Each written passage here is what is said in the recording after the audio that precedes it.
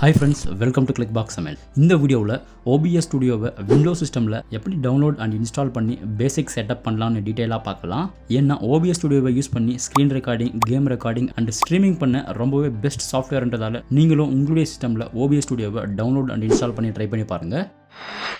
And உங்களுடைய ப்ரௌசரில் obsproject.com என்ற OBS Studio உடைய அஃபிஷியல் வெப்சைட்டை ஓப்பன் பண்ணுங்கள். அண்ட் இந்த OBS Studio software Windows, Mac and லைனக்ஸ்க்கு ஃப்ரீயாக இருக்கிறதால ஜஸ்ட் நீங்கள் டவுன்லோட் பண்ணி லைஃப் லாங் ஃப்ரீயாக யூஸ் பண்ணலாம். ஸோ இந்த வீடியோவில் நம்ம விண்டோஸ் சிஸ்டமில் OBS Studioவை இன்ஸ்டால் பண்ணுறதால விண்டோஸ்க்கு தேவையான OBS Studio உடைய இன்ஸ்டாலேஷன் ஃபைலை டவுன்லோட் பண்ணி நான் இன்ஸ்டால் பண்ணுறேன். அண்ட் நீங்கள் Mac or Linux system use பண்ணுற யூஸராக இருந்தால் மேக் அண்ட் லைனக்ஸ் சிஸ்டம் உடைய exe ஃபைலை டவுன்லோட் பண்ணி இன்ஸ்டால் பண்ணுங்கள்.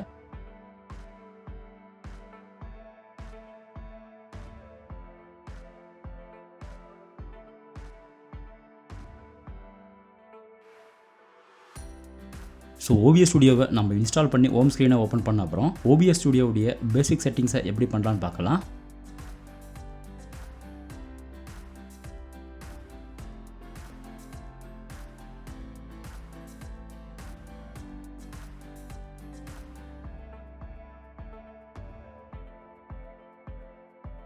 சோர்சஸ் பட்டனில் நம்ம சோர்ஸை ஆட் பண்ணால் மட்டும்தான் ஸ்க்ரீன் ரெக்கார்டிங்கை பிகின் பண்ண முடியும்.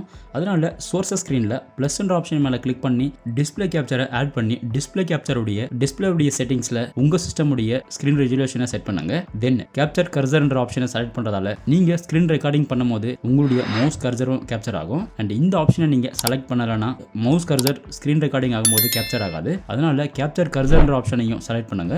திரும்பவும் சோர்சஸ் ஸ்க்ரீனில் ப்ளஸ்ன்ற ஆப்ஷன் மேலே கிளிக் பண்ணி ஆடியோ இன்புட் கேப்சர் சோர்ஸை ஆட் பண்ணுங்க. அண்ட் இந்த சோர்ஸை நீங்க ஆட் பண்ணா மட்டும்தான் சிஸ்டம்ல இருந்து ப்ளே ஆகிற ஆடியோ இன்புட்டை கேப்சர் பண்ணும். தென் ஆடியோ இன்புட் கேப்சர் ஆப்ஷன்ல டிவைஸ் ஆப்ஷன்ல சிஸ்டம் உடைய மைக்கை செலக்ட் பண்ணுங்க. நீங்க இங்க மைக்கை செலக்ட் பண்ணலனா சிஸ்டம் ஸ்கிரீன் ரெக்கார்ட் பண்ணும்போது அண்ட் ஸ்ட்ரீமிங் பண்ணும்போது ஆடியோ இன்புட் கேப்சர் ஆகாது. அதனால டிவைஸ்ல மைக் ஆப்ஷனை கண்டிப்பா செலக்ட் பண்ணுங்க.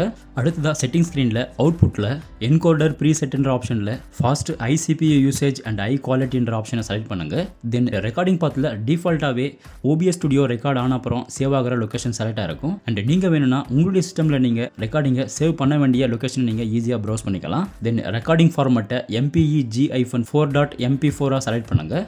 தென் அடுத்ததான் வீடியோவில் base canvas resolution then output scale resolution ரெண்டுத்தையுமே 1920x1080 ஆப்ஷனை செலக்ட் பண்ண அப்புறம் நீங்கள் ஸ்டார்ட் ரெக்கார்டிங்ன்ற ஆப்ஷனை கிளிக் பண்ண உடனே நீங்கள் செட் பண்ண ரெஜுலேஷனில் சிஸ்டமுடைய ஸ்க்ரீன் ரெக்கார்டாக ஸ்டார்ட் ஆகிடும். அண்ட் நீங்கள் சிஸ்டம் ரெக்கார்டிங்கை ஸ்டாப் பண்ணணும்னா இந்த ஹோம் ஸ்க்ரீனை ஓப்பன் பண்ணி ஸ்டாப் ரெக்கார்டிங்ன்ற ஆப்ஷன் மேலே கிளிக் பண்ண உடனே சிஸ்டமுடைய ஸ்க்ரீன் ரெக்கார்டிங் ஸ்டாப் ஆகி நம்ம செட் பண்ண ஃபோல்டர் லொகேஷனில் வீடியோ ரெக்கார்டிங் ஆட்டோமேட்டிக்காக சேவ் ஆகிடும். ஸோ இந்த வீடியோவில் காட்டின மாதிரி நீங்களும் உங்களுடைய சிஸ்டமில் OBS Studioவை டவுன்லோட் அண்ட் இன்ஸ்டால் பண்ணி ஃப்ரீயாக ட்ரை பண்ணி பாருங்கள்.